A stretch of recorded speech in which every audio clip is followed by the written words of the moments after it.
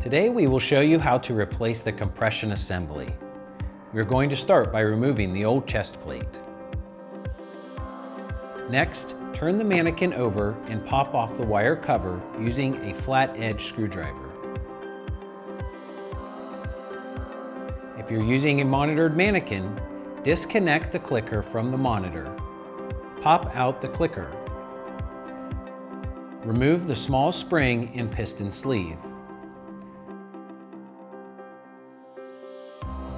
With the new assembly, insert the small spring into the piston sleeve.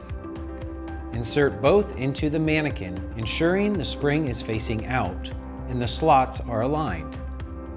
Snap the new clicker into place, reconnect the wires, and replace the wire cover. Turn the mannequin back over. Align the new chest plate with the xiphoid process guide facing the bottom of the mannequin.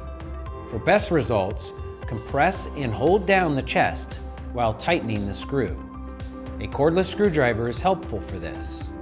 Just close the cover and you're ready to go.